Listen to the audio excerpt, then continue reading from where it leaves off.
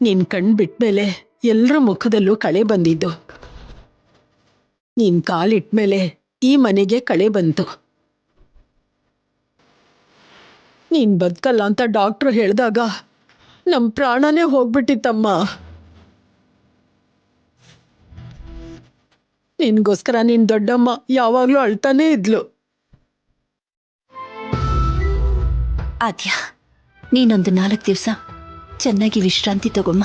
ಆದ್ಯನೇ ಅಲ್ಲ, ನೀನು ಕೂಡ ವಿಶ್ರಾಂತಿ ತಗೋ ಜಾನಕಿ. ನಿನ್ನೆಯಿಂದ ಏನು ತಿಂದೆ ಹಾಗೆ ಅಳ್ತಾನೇ ಇದ್ದೆ. ಆದ್ಯ ಬಂದ್ಬಿಟ್ಲಲ್ವಾ, ನಂಗದೇ ಸಂತೋಷ. ಇನ್ ನನಗ್ ವಿಶ್ರಾಂತಿ ಯಾಕತ್ತೆ? ಹೌದಮ್ಮ, ಎಲ್ರೂ ದೇವಸ್ಥಾನದಲ್ಲಿ ನಾಟಕ ನೋಡ್ತಿರ್ಬೇಕಾದ್ರೆ ನೀನು ಬೆಂಕಿಗೆ ಹೇಗ್ ಬಿದ್ಯಮ್ಮ? ಹೇಗ್ ಹತ್ಕೋತು ಬೆಂಕಿ?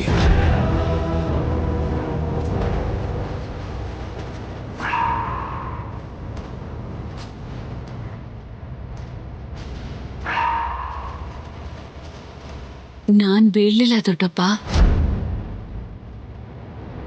ಯಾರೋ ನನ್ನ ಹಿಂದೆಯಿಂದ ತಳ್ಳಿಬಿಟ್ರು.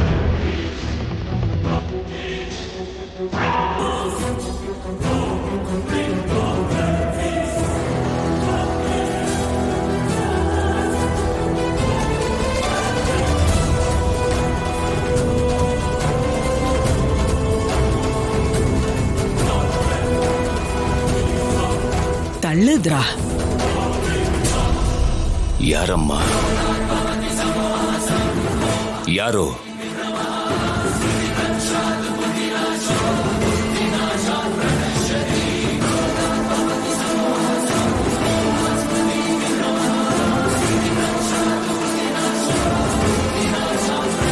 ಹೇಳಾದ್ಯ, ನಿನ್ನ ಬೆಂಕಿಗೆ ತಳ್ಳಿದ್ಯಾರು? ಹೇಳು ಆದ್ಯ. ನನ್ನ ಊರಲ್ಲಿ ನನ್ನ ಮನೆ ವ್ಯಕ್ತಿ ಪ್ರಾಣ ತೆಗಿಬೇಕು ಅಂತ ನೋಡಿದ್ಯಾರೋ? ಹೇಳಮ್ಮ. ನಾನು ಯಾರು ಅಂತ ನೋಡ್ಲಿಲ್ಲ ದೊಡ್ಡಪ್ಪ.